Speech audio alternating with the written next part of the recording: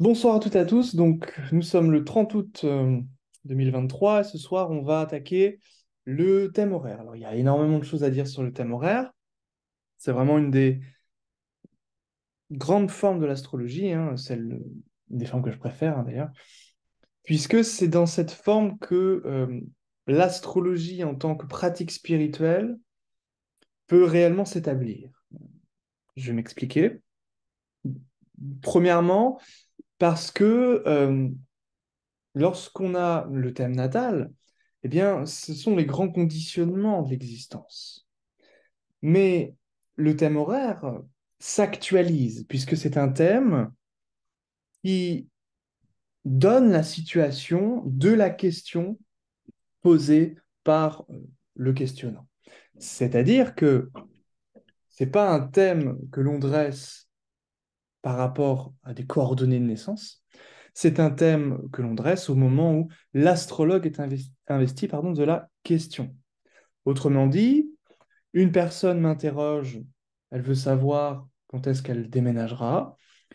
Nous sommes le 30 août à 18h47, je suis à Rennes. Eh bien, je vais dresser le thème pour le 30 août 18h47 à Rennes. C'est-à-dire, je vais dresser le thème au moment et au lieu où je me situe. Et le ciel doit montrer la situation actuelle évidemment, du client, de la personne qui pose la question. Et donc, il y a quelque chose qui est de l'ordre de la synchronicité, qui est de l'ordre presque de la magie en réalité, dans cette forme de l'astrologie horaire. Et donc, l'astrologie horaire a ce côté spectaculaire. C'est comme si le ciel s'accordait pour répondre aux petits problèmes, aux gros problèmes d'une seule personne. Et ça, c'est quelque chose d'extrêmement euh, particulier. Et évidemment, à force de faire du thème horaire, eh bien, on a vraiment une familiarité avec le ciel qu'on n'a pas avec le thème natal. Donc ça, c'est déjà quelque chose d'intéressant. Autre chose, c'est toute la question du libre arbitre. Autrement dit, si dans le thème natal, je vois que c'est compliqué quand même d'avoir des enfants, et que je pose la question à un moment donné où j'ai travaillé, fait de la spiritualité, j'ai fait de la pratique, j'ai rencontré peut-être des gens qui m'ont élevé, qui m'ont éveillé, j'ai peut-être fait des pratiques magiques, ésotériques, etc. Et que j'ai travaillé, entre guillemets, pour avoir un enfant en jouant avec la symbolique. Si par exemple, c'est marqué enfant plutôt en lien avec l'étranger, je suis parti à l'étranger, voilà. Et je joue un petit peu avec la symbolique, et je pose la question à l'astrologue, ou à moi-même si je suis astrologue, vais-je avoir un enfant? Et quand vais-je avoir un enfant si j'en ai un? Et si le thème horaire répond qu'il y en a un, eh bien, ça voudra dire que les conditionnements de naissance ont été transcendés. C'est rare, mais ça existe. Et ça, c'est un texte de 1650, un texte d'ailleurs indien qui s'appelle le Prajna Marga, Marga, la voix, Prajna, le thème horaire, la voix du thème horaire, littéralement parlant. Et c'est dans ce livre-là que c'est bien expliqué. Voilà. Alors c'est en anglais, traduit du sanskrit, mais si vous pouvez vous le procurer, parce qu'il y a des choses très intéressantes avec le thème horaire. Même si c'est du thème horaire indien, il y a cette idée importante euh, en lien avec euh, cette idée de libre arbitre. Alors évidemment, les Indiens vont parler de karma. Les Indiens vont dire que nous avons un karma de naissance, et ils vont en réalité distinguer trois grands types de karma. Je ne vais pas rentrer dans le détail, ce n'est pas l'objet du cours, mais le karma qui est en lien avec les conditionnements de naissance, c'est entre guillemets, en tout cas pour les Indiens, le karma qui vient soit des vies antérieures, généralement les hindous sont réincarnationnistes, et la plupart des Indiens aussi, mais ça peut être aussi d'un point de vue, entre guillemets, plus occidental, même si dans l'Occident on est de plus en plus dans cette voie-là, en tout cas pour les gens qui sont dans l'ésotérisme, ça peut tout simplement être des conditionnements en lien avec la lignée familiale. Et donc, par rapport à cette lignée, il y a eu un moment peut-être une rupture, par rapport peut-être à des enfants, à des difficultés, la grossesse, etc. Si bien qu'aujourd'hui, le natif ne peut pas avoir d'enfant. En tout cas, il se trimballe ce bagage-là. Eh bien, à force de pratique, où on joue avec la symbolique, en comprenant comment le ciel peut solutionner, entre guillemets, certains désirs, certains problèmes, en lien avec les domaines de vie, eh bien, le thème horaire est capable de montrer si oui ou non il y a eu un changement au niveau entre guillemets, du karma, si on parle en termes de philosophie indienne. Donc voilà des petites choses. C'est important que je fasse ce petit préambule pour rentrer dans ce monde qu'est le thème horaire. Donc premièrement, thème horaire se distingue vraiment du thème natal. Le thème natal contient toutes les promesses du thème, toutes les promesses, pardon, de l'existence. Un thème horaire, c'est tout un thème sur une seule problématique, sur un domaine de vie, sur une seule question. Donc évidemment, on peut aller beaucoup plus loin que le thème horaire sur une question précise. Et pourquoi c'est essentiel, indispensable de maîtriser le thème horaire si vous êtes astrologue, si vous faites des consultations? Tout simplement parce que la personne qui vient vous voir et qui vous demande quand est-ce que je vais déménager,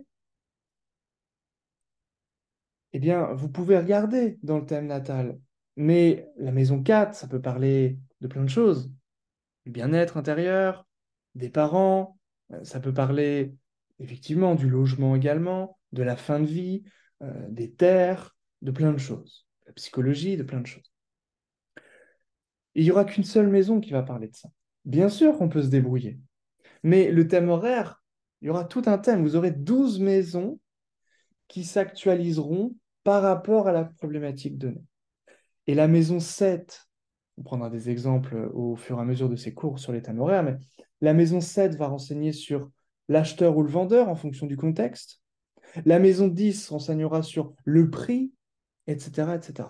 Donc on aura énormément de détails sur une question précise. La maison 2, évidemment, vos finances par rapport est-ce que vous avez les finances nécessaires par rapport aux biens convoités, etc. La maison 8, ce sera eh bien, l'inverse, les biens du vendeur ou de l'acheteur, si vous êtes amené à vendre un bien, etc.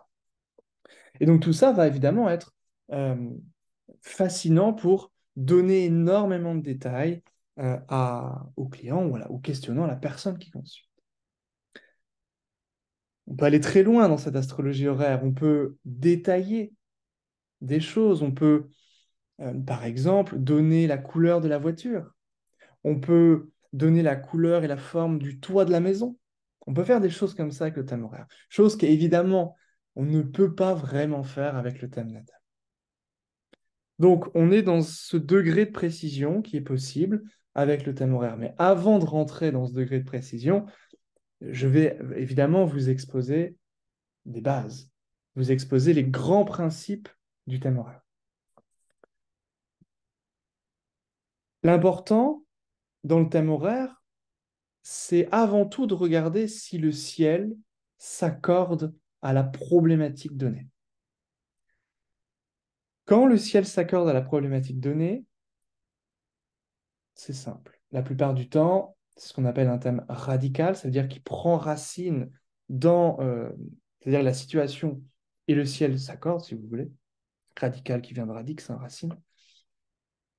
Donc ça veut dire que, si vous voulez, le ciel est fixé. Il prend racine et à partir de ça, il est, si vous voulez, sur des fondations solides. La situation est décrite et on peut prendre appui sur ça pour répondre à la question. Si le thème n'est pas radical, ça peut vouloir dire plusieurs choses. Mais généralement, ces différentes choses disent la même chose, c'est-à-dire la question est mal posée.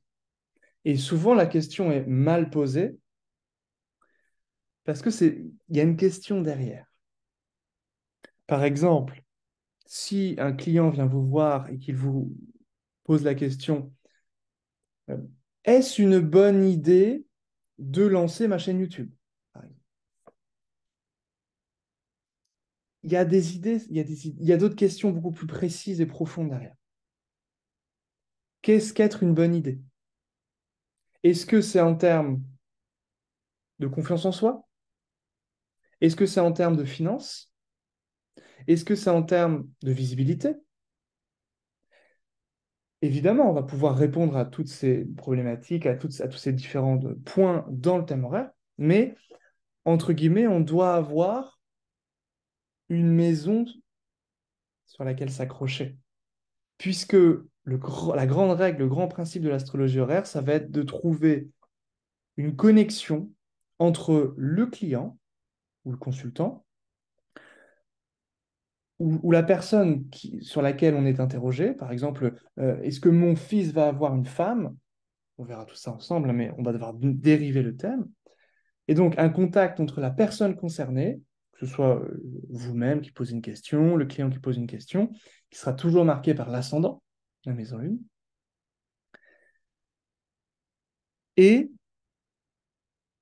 le domaine en question.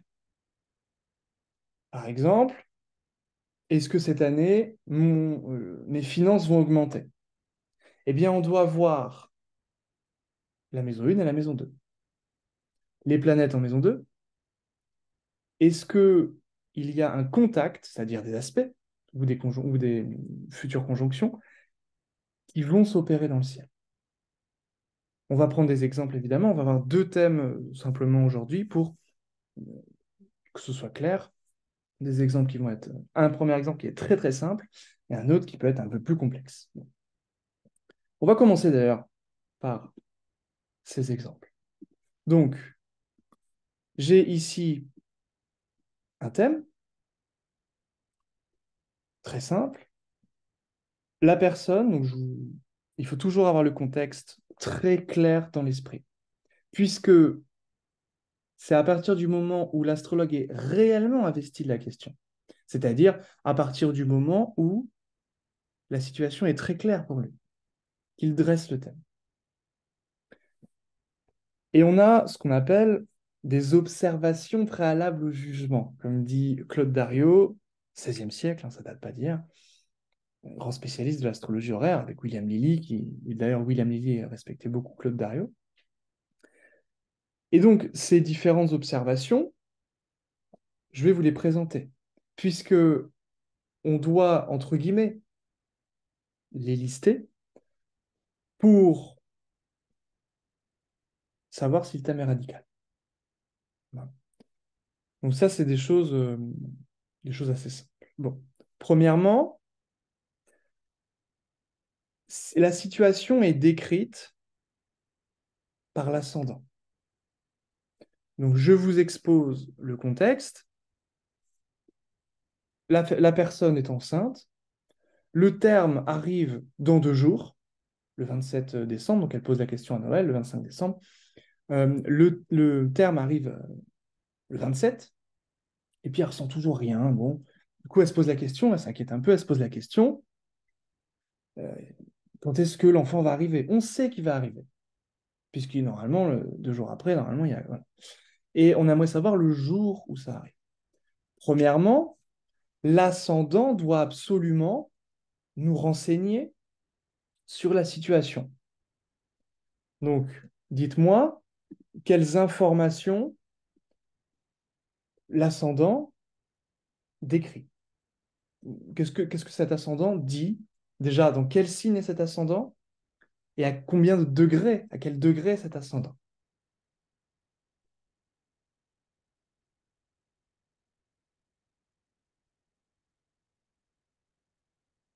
Donc, pour une question en lien avec la fertilité, en lien avec la grossesse et l'enfant, un ascendant cancer, c'est quand même très pertinent.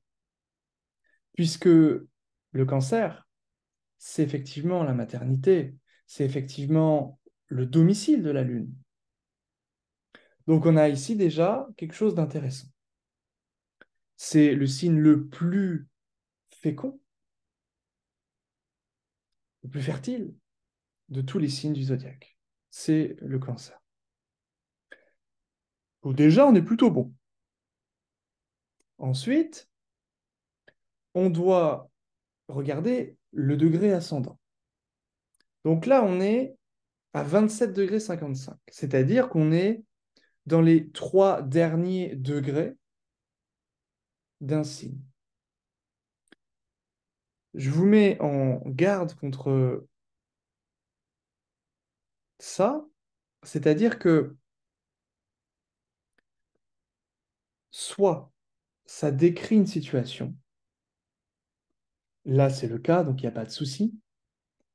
3 derniers degrés d'un signe, c'est que vous êtes à la fin de quelque chose. Vous êtes à la fin euh, d'un quelque chose qui est entamé, qui est prêt à finir, et vous posez la question par rapport à ce domaine-là, précisément. Là, on est bon. 27 degrés 55, là, c'est très, très bien. Voilà. Et puis, donc là, ça décrit tout simplement la situation. Donc, quand c'est comme ça, il n'y a aucun souci avec ces 27 degrés 55. Au contraire, c'est un témoignage supplémentaire qui montre que on est à la fin de la grossesse, tout simplement, avec le cancer. Mais si, par exemple, la personne pose une question, vais-je avoir cet emploi? Et que l'ascendant est à 27 degrés, 28 degrés, 29 degrés, là, attention. Parce que généralement, ça veut dire qu'une personne lui est passée devant. Ça veut dire que il arrive trop tard, que le dénouement s'est déjà fait, que la réponse a déjà eu lieu, mais que lui n'a pas encore été averti, par exemple. Il y a toujours quelque chose, c'est un peu tard. C'est évidemment, il peut toujours y avoir des exceptions, mais 8 fois sur 10, c'est ça. Quand évidemment, ça ne décrit pas la situation. Et donc, vous voyez à quel point le thème horaire demande de la précision, de la méticulosité, forcément avec toutes tous ces points, et encore, on n'en a vu qu'un, hein. Il y a énormément de choses pour voir le thème radical. On ne les verra pas tous aujourd'hui, pas tous les points, mais je vous en donne deux, trois comme ça déjà. Donc, l'importance de l'ascendant, du signe, et l'importance, par rapport à la situation, et l'importance du degré qui est censé nous décrire la situation. William Lilly, entre parenthèses, irait plus loin pour bluffer la personne. Non pas pour se la péter, mais tout simplement pour que la personne soit réceptive. Et dans les thèmes horaires, la maison 1 décrit le consultant. Donc vous pouvez tout à fait commencer à dépeindre le consultant. Si la personne est marquée par le signe du cancer, si la personne est plutôt d'une nature timide, douce, etc., le cancer, et en même temps un petit peu impatiente, etc., vraiment, parce que c'est un signe cardinal, le cancer, voilà, il n'y a aucun souci, ça parle de ça, c'est radical. Et lui, il va même plus loin, puisqu'il va dire que l'ascendant, alors il va prendre d'autres maisons également, mais l'ascendant particulièrement, le signe ascendant va nous montrer la partie du corps où il y a une cicatrice ou un grain de beauté. Quelque chose, entre guillemets, pas qui n'a rien à faire là, mais qui est remarquable. Souvent un grain de beauté, une cicatrice ou une tache de naissance. Et donc, par exemple, dans cette situation-là, je ne l'ai pas fait, mais j'aurais très bien pu dire, demander à la personne, est-ce que vous avez une cicatrice, un grain de beauté ou une tache de naissance au niveau de la poitrine? C'est le cancer. Bon, quand c'est scorpion, c'est un petit peu plus délicat. Donc après, il faut connaître évidemment les analogies avec les signes et les parties du corps.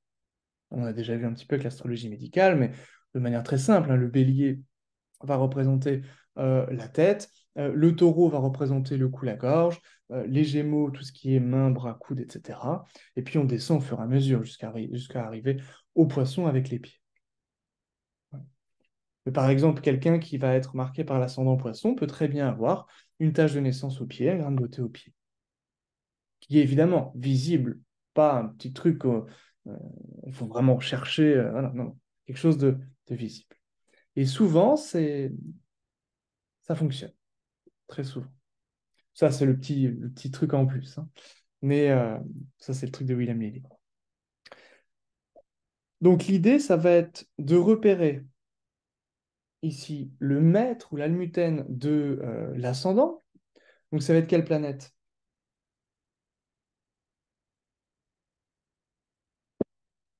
Très bien, c'est la Lune. Et de repérer, bien sûr, où est la Lune. Donc la Lune est dans quel signe?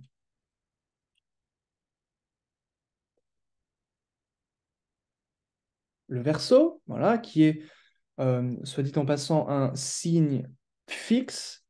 Donc ça peut signifier que on peut plus d'attendre. On a marre d'attendre, par exemple. Ça peut aussi signifier autre chose, on le verra tout à l'heure. Mais en fonction de cette longueur aussi, de cette attente. Et donc, comme la question portait sur le domaine des enfants, eh bien, on va devoir regarder quelle maison? La maison 5, oui, très bien. Voilà. Donc, on commence avant tout par regarder la cuspide de 5, ici. La cuspide de 5 est dans quel genre de signe?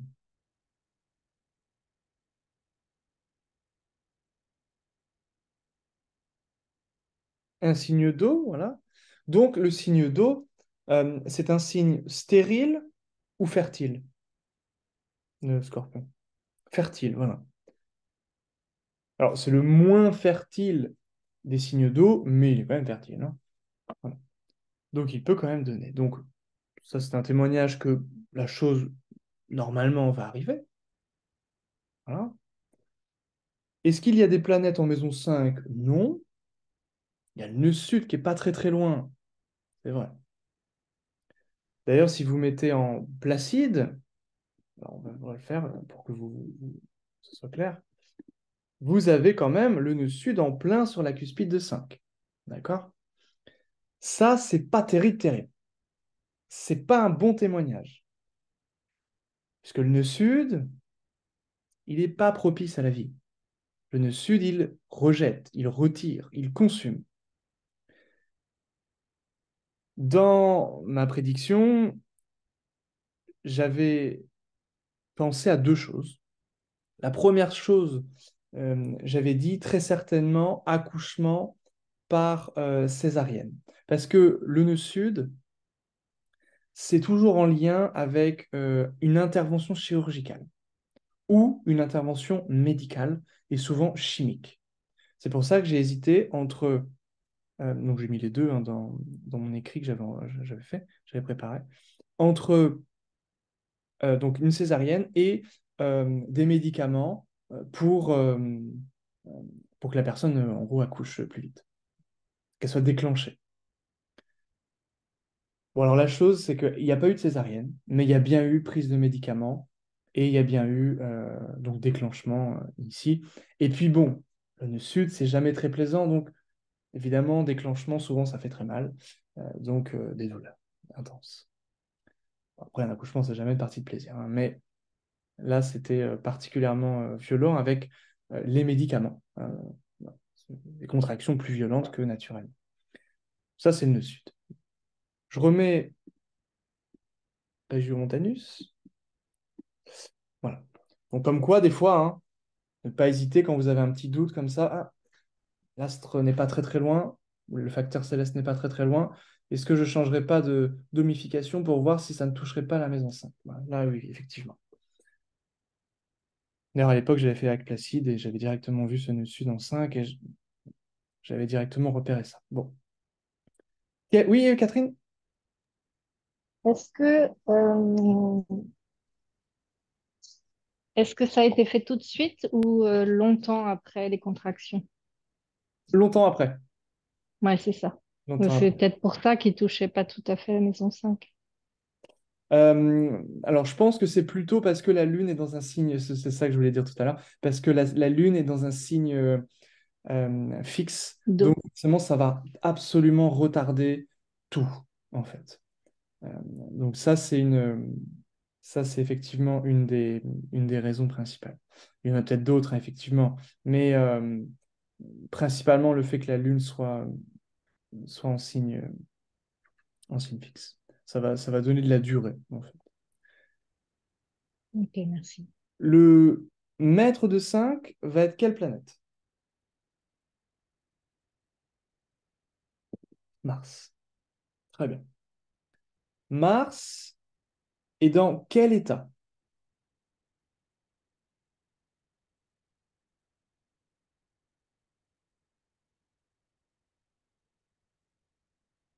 Elle est rétrograde, voilà. Très bien.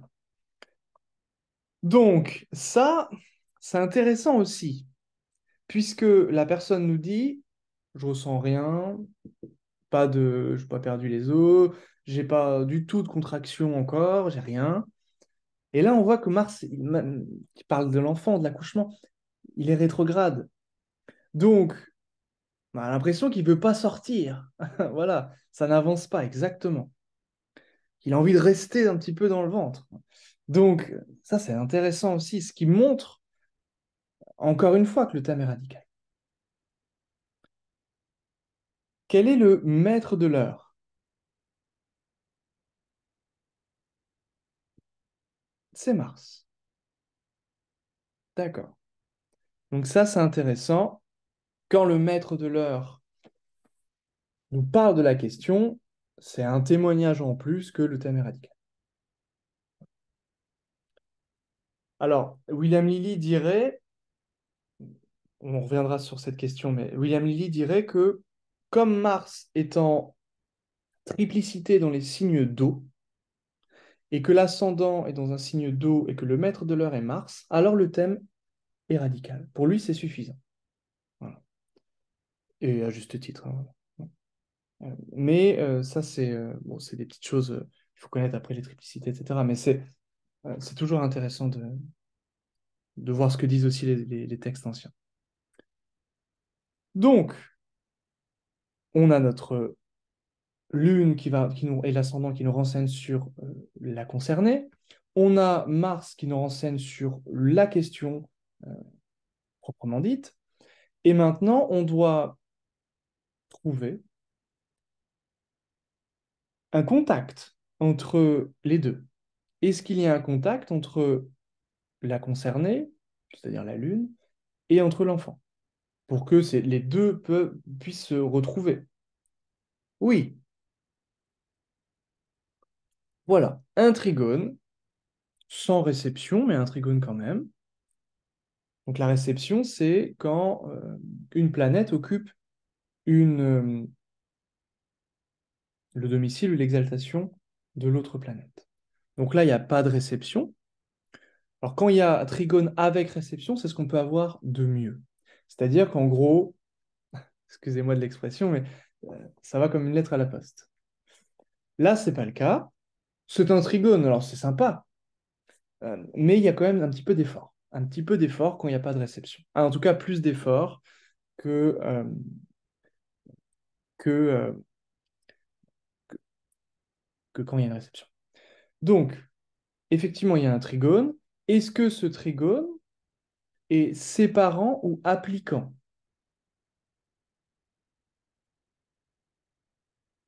Autrement dit, est-ce que la Lune va rattraper Mars ou pas, avant que Mars sorte de son signe? Oui. Donc la plupart du temps, hein, la Lune, évidemment, c'est l'astre le plus rapide. Quand vous voyez que la Lune fait un aspect et que la Lune est moins élevée en termes de degrés de longitude, ça veut dire que la Lune va rattraper forcément la planète qu'elle aspecte. Donc c'est un aspect qu'on dit appliquant. Et toute l'astrologie horaire, quasiment toute l'astrologie horaire, va se baser sur ces aspects appliquants. Puisque les aspects appliquants, c'est ce qui va arriver dans le futur, dans l'avenir. Alors que l'aspect séparant, c'est ce qui s'est déjà passé. Si la Lune, elle était à 12 degrés ou à 11 degrés, la Lune a déjà fait l'aspect à Mars. Donc, en réalité, la chose s'est déjà produite. Donc là, évidemment, si vous voyez que la Lune, elle a déjà fait un aspect à Mars et que c'est en lien avec l'enfant, que l'enfant est toujours dans le ventre, là, le thème n'est pas du tout radical. Là, il y a un problème. C'est pas la bonne question. Ou voilà, il y a un truc qui ne va pas. Donc, dans ces cas-là, ben, tout simplement, l'astrologue doit chercher la réelle question qui est posée. Ou alors, il ne peut pas répondre, puisqu'il faut bien qu'il n'y a rien qui concorde. Donc, la Lune à 6 degrés, Mars à 10 degrés. La Lune aspecte Mars avec un super trigone. Et non seulement la Lune va vers Mars, mais également Mars va vers la Lune, puisque Mars est rétrograde. Et quand c'est comme cela, c'est très intéressant de remarquer que souvent, quand vous avez donc le maître du questionnant et le maître de la question posée qui font un contact, et que le maître de la question posée est rétrograde, la chose va finir par arriver de manière soudaine. Voilà. Et c'est ce qui s'est passé. Donc, l'idée, c'est que, bien sûr, la Lune est dans un signe fixe, c'est long. Mars est rétrograde, c'est long. Bon. Mais le fait que Mars soit rétrograde va signifier, et puis c'est douloureux avec le Ketu, avec le nœud sud, le Ketu c'est en astrologie indienne.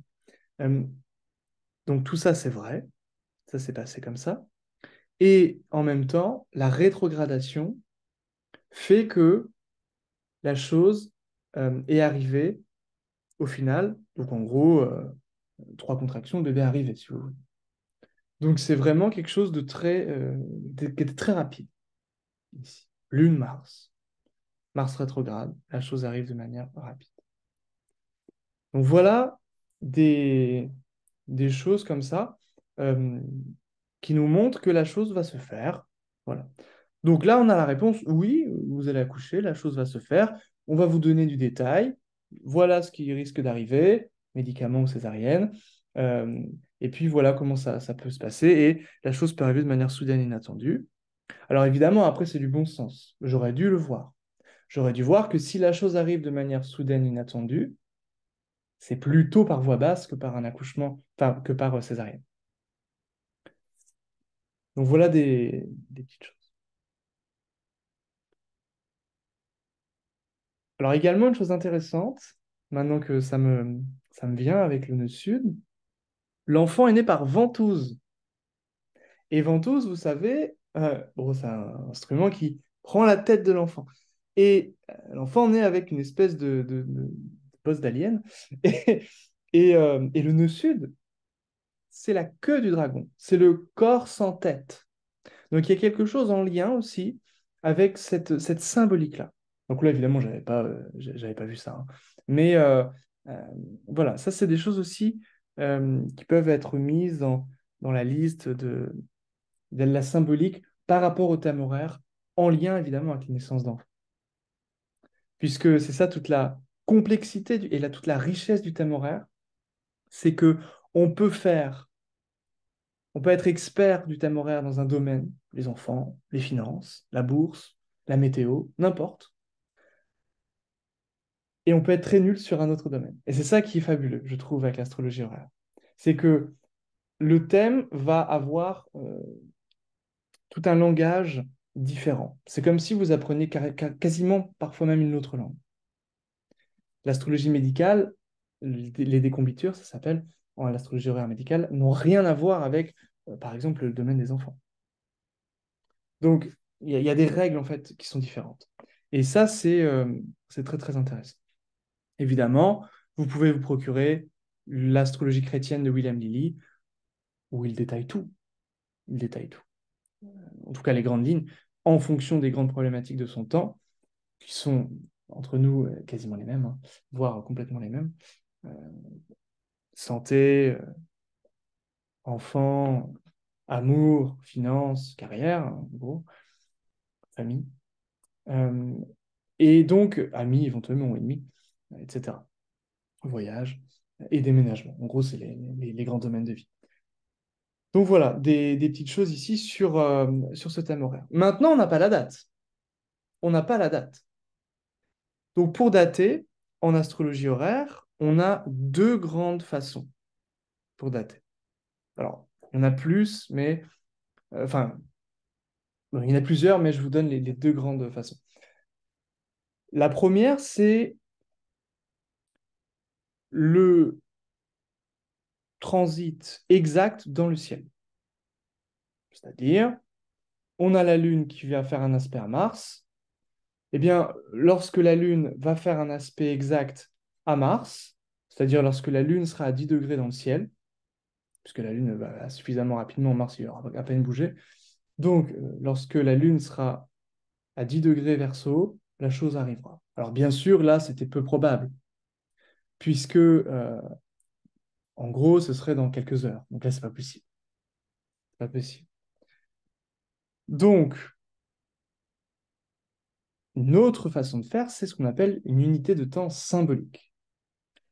La Lune est à 6 degrés. Mars est à 10 degrés. Il faut 4 degrés et quelques pour que la Lune atteigne Mars. Et donc, on peut, en fonction du contexte, supposer qu'il s'agisse de 4 heures, 4 jours, 4 semaines, 4 mois ou 4 ans.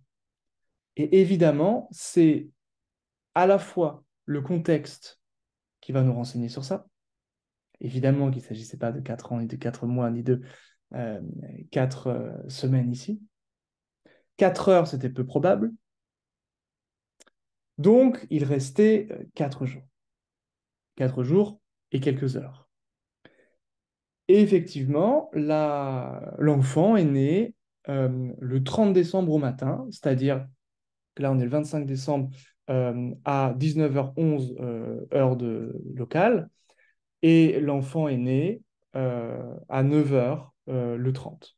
Donc, à 4 jours et quelques heures après. Donc voilà les grandes façons d'interpréter. Unité de temps astronomique, on reviendra sur cette question dans d'autres cours, et unité de temps symbolique. La plupart du temps avec la Lune, c'est évident, c'est une unité de temps symbolique, puisque la Lune est tellement rapide euh, que si par exemple vous aviez une question portant, supposée sur une rencontre sentimentale, allez, et que bah voilà, je suis célibataire, j'ai envie de rencontrer quelqu'un, quand est-ce que je vais rencontrer quelqu'un? Et que la Lune est à 6 degrés et Mars, mètre de 5 à 10, vous auriez pu dire 4 unités de temps, soit en fonction du contexte, euh, des semaines, des mois ou 4 ans. Voilà. Alors évidemment, il y a des choses qui nous aident à trancher. On l'a vu, le contexte, mais c'est pas la seule chose. La Lune, c'est-à-dire la Lune ou l'astre qui applique à l'autre astre, toujours cet astre-là qui est le plus important, en fonction du signe qu'il occupe, peut nous renseigner sur un délai. Par exemple, ici, donc cette question d'ordre par rapport à la naissance d'enfant, c'était en verso, un signe fixe. Donc, évidemment, là, on ne peut pas dire que c'était des semaines, des mois, etc. Mais c'était beaucoup plus long que prévu, c'était après le terme. Mais dans les questions d'ordre sentimental, ça peut être plutôt des mois, voire des années parfois, hein, plus que des semaines. Et un autre témoignage très important, ce sont les angles. Lorsque les angles, donc ascendant, descendant, milieu du ciel, fond du ciel, sont dans des signes fixes, ça ne bouge pas. Donc là, c'est plutôt des mois, voire des années. Quand, comme ici, les quatre sont dans des signes cardinaux, la chose arrive de manière très rapide. Donc là, on sera plutôt sur des jours, voire des semaines. Donc voilà des... Alors évidemment, les signes mutables, c'est entre les deux, hein. C'est généralement une durée, entre guillemets, normale, raisonnable. Euh, on s'attend à ce que la chose arrive à peu près dans ces zones-là. Voilà. Donc on fait, entre guillemets, un entre-deux. Donc ça nous aide à trancher par rapport à la datation. Donc ça, c'est une manière de prédire. Alors évidemment, il y a plein d'autres manières de prédire en fonction du contexte. Là, c'est une manière de prédire, c'est-à-dire en fonction de l'astre maître de 1, parce qu'ici, il s'agit du consultant, et, euh, et de la question.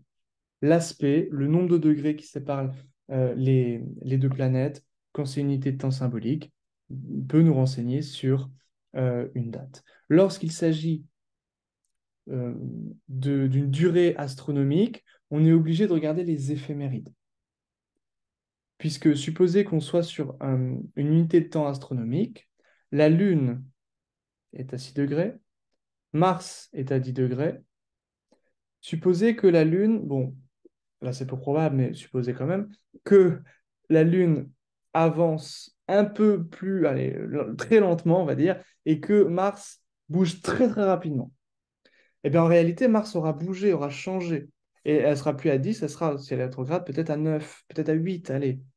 Et du coup, la Lune, il ne restera plus que 2 degrés. Donc, on sera sur 2 ans, au mieux de ici 4 ans. Donc, ça va complètement changer la donne. Donc, on va devoir regarder les éphémérides, puisque dans le ciel, eh bien, les planètes bougent. Donc, ça, c'est aussi quelque chose de fondamental à regarder dans le thème horaire. Concevoir le thème comme un thème vivant. C'est fondamental. Voilà. Bon, on a vu des petites choses, pas mal de choses. Est-ce que vous avez des questions? Est-ce que c'est assez clair? Est-ce qu'il y a des choses que vous n'avez pas comprises? Est-ce que ça va?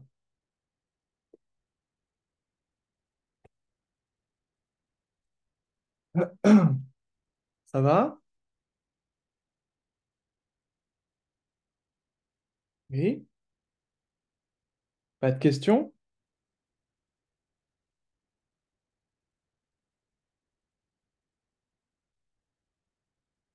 Donc, s'il n'y a pas de questions, donc là, c'était un thème très simple, hein.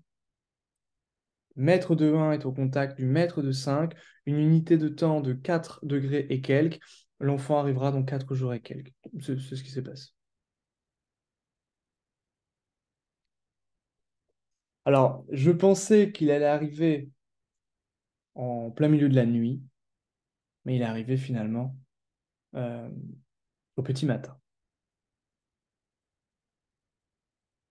Oui, sur le nœud sud,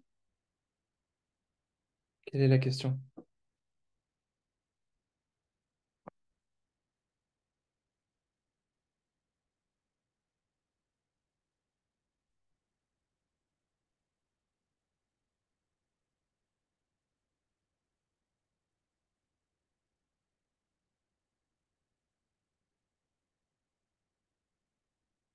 Alors, je te laisse le temps d'écrire la question.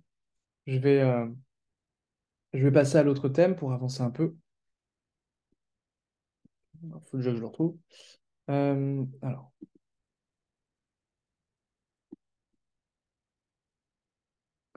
En révolution solaire, si le nœud sud est conjoint à une planète, le domaine peut donc être sensible pour le natif. Oui. Ah oui, bien sûr. Surtout si c'est sur l'ascendant profecté, par exemple. Ça va perturber profondément l'année.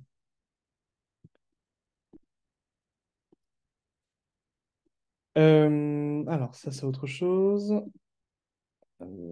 Tac. Voilà, donc j'ai une question maintenant, un petit peu différente, sur une question d'ordre professionnel. Voilà, question d'ordre professionnel. La question, en gros, je vous donne un peu le contexte, c'est une personne qui a du mal à trouver du travail. Alors, elle a fait pas mal de choses, un peu d'astrologie, un petit peu de, je crois, médecine chinoise, etc. Et en même temps, euh, oui, elle gère avec le Pôle emploi pour faire des, un travail, pour gagner un peu sa vie. Et là, elle était plus ou moins recrutée bon, dans un stage dans un EHPAD, pour un stage dans un EHPAD, et elle veut savoir si ce stage aboutira à quelque chose de sérieux et d'épanouissant, à un contrat de travail qui lui permettrait d'avoir un travail finalement bien pour elle. Donc, avant toute chose, observation préalable au jugement. Vous avez compris. Donc, qu'est-ce qu'on va pouvoir regarder ici, avant tout?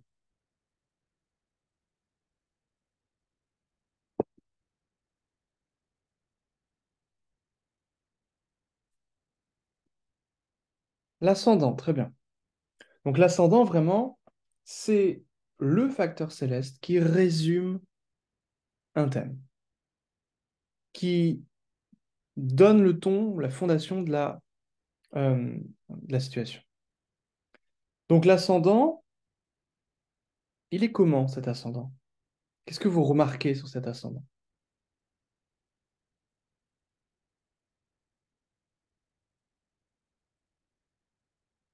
Il est effectivement au tout début du signe. Donc, ça tombe bien, puisque la personne vient juste d'entrer dans une nouvelle sphère, un nouvel environnement. Elle vient de faire un stage à l'EHPAD, elle vient de rentrer, depuis très peu de temps. Donc, le thème est radical ici. À votre avis, quelle peut être l'autre indication, d'autres témoignages, exactement comme tout à l'heure, que le thème est radical par rapport au domaine professionnel?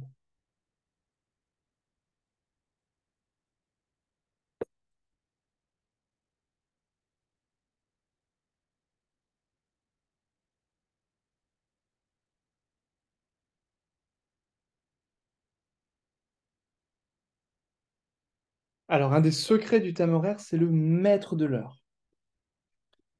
Quel est le maître de l'heure dans ce thème? C'est marqué en bas à droite du thème. C'est le soleil. Et quel est le maître de 10, donc de la question posée?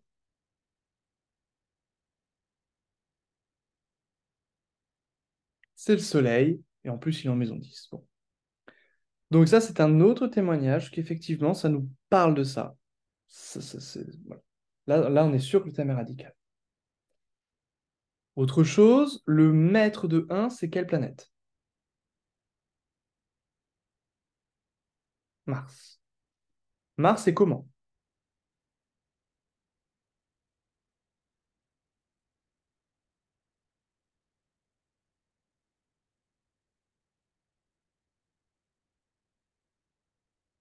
Exactement. Il est, alors il n'est pas en chute, il est en exil.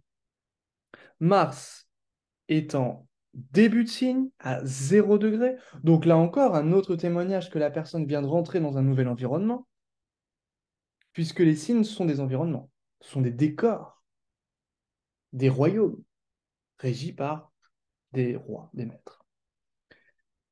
Donc effectivement, Mars est à 0 degré, donc il est faible, et il est en exil.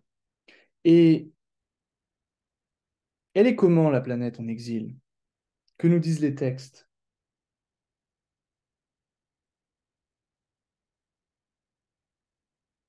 Elle n'est pas terrible, elle n'est pas terrible. Une planète en exil, c'est comme un étranger dans un pays en guerre. C'est comme une personne qui veut cacher ses défauts, qui est humiliée. Hein, c'est les textes qui disent ça. Et donc forcément, c'est déjà une très mauvaise indication. Puisque la personne vient d'entrer, donc elle est régie par Mars, dans un nouvel environnement, et voici la tronche de ce nouvel environnement, l'exil. Bon, bah, c'est pas terrible quand même. Donc forcément, là, déjà, quand j'ai vu ça, j'ai dit, première indication que c'est pas terrible, terrible. Voilà. Ensuite, autre indication très importante, ça va être la Lune.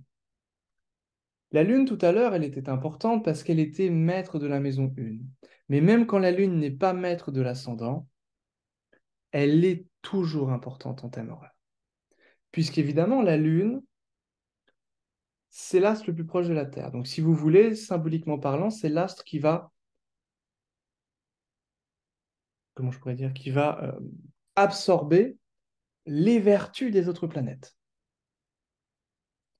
C'est une éponge, la Lune. Et ensuite, elle propose, elle donne, elle diffuse ses vertus sur la Terre. C'est la grande image traditionnelle.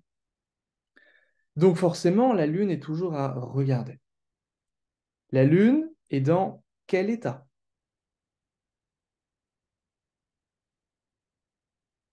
Voilà, elle est en exil. Bon. Donc déjà, cette Lune en exil, c'est pas terrible du tout. Pas terrible du tout. Cette Lune, elle est à 27 degrés. On le voit sur cette petite réglette qui nous sert énormément en thème horaire, qui a été tout simplement une idée d'Olivia Barclay, qui est une grande astrologue anglaise qui vendait les livres de William Lilly après les avoir retraduits, qui vendait un petit peu ça sous le manteau quand c'était un peu interdit à l'époque, et qui était une professeure la grande professeure de Denis Labouré. Et donc, elle a proposé cette petite réglette pour, en un coup d'œil, voir si la Lune fera des aspects, ou si d'autres planètes aussi font des aspects. Est-ce que la Lune, avant de sortir de son signe qui est le Capricorne, trouvera une autre planète, rencontrera une autre planète? Non. La Lune est à 27 degrés, il n'y a aucune planète à 27, 28, 29 ou 30. Il n'y a rien. Donc, ça, c'est ce qu'on appelle une Lune vide de course. Ça, c'est vraiment un terme important. Puisque la Lune, on l'a dit, elle absorbe les vertus des autres planètes. Donc, elle a besoin des autres planètes pour donner des événements. Et bien, si la Lune est vide de course, ça veut dire qu'en gros, elle n'est pas en contact avec les autres planètes. Donc, il n'y a pas d'événements.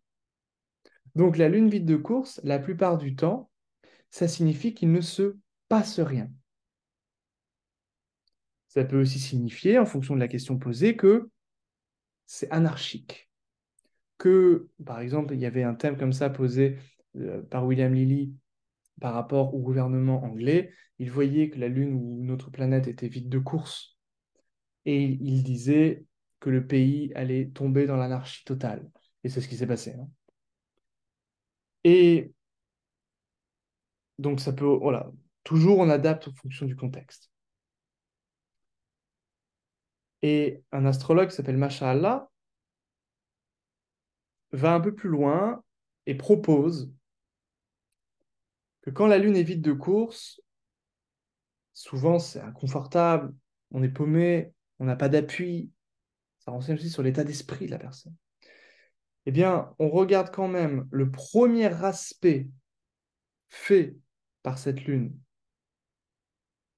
Et là, quel va être le prochain aspect quand la Lune rentrera en Verseau? Elle va aspecter quelle planète? Mars, très bien. Donc elle sera en Verseau, Mars est en Balance, donc ce sera un trigone, Lune, Mars. Le problème ici, c'est qu'on la question portait sur un épanouissement professionnel, un bien-être professionnel, pas sur des querelles, des conflits, sur des efforts intenses, tout ce que régit Mars. Donc ici, vais-je être prise dans ce travail? On ne répond pas encore à cette question, mais déjà, on sait que si la personne va être prise, c'est pas terrible du tout. Ça va être des luttes, ça va être des difficultés. Bon, donc ça c'est ce que je lui ai dit. Ensuite, on a quand même un petit semblant de réponse avec cette lune vide de course. Parce que la lune vide de course, on l'a dit, c'est le statu quo, il ne se passe rien. Rien de nouveau. Donc déjà, ça, c'est un indice de réponse qui est fort. Ensuite, alors je ne vais pas parler de la voie combuste, mais j'en parlerai plus tard. Mais en gros, bon, brièvement, la voie combus, c'est une zone très sensible du thème qui se situe entre 15 balances et 15 scorpions. Et le pic se situe entre 20 balances et 3 degrés scorpions.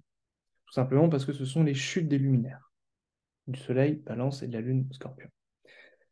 Et quand vous avez un facteur céleste, principalement l'ascendant ou la Lune, qui se trouve sur ce point, vous savez que la personne, soit elle galère, soit elle souffre, soit elle va vivre des événements difficiles, la plupart du temps. C'est pas, j'ai dit, c'est une zone très sensible. Donc, généralement, c'est pas terrible. Donc, c'est un témoignage, une indication supplémentaire vers l'idée que c'est pas simple. Pour répondre à la question, comme tout à l'heure, on va rechercher une indication, un contact entre la maison 1, donc ici Mars, et le maître de 10, ici le Soleil, ou les planètes en 10, s'il y en a. Là, il y a donc le Soleil et Vénus. Est-ce qu'il y a un contact entre Mars et le Soleil?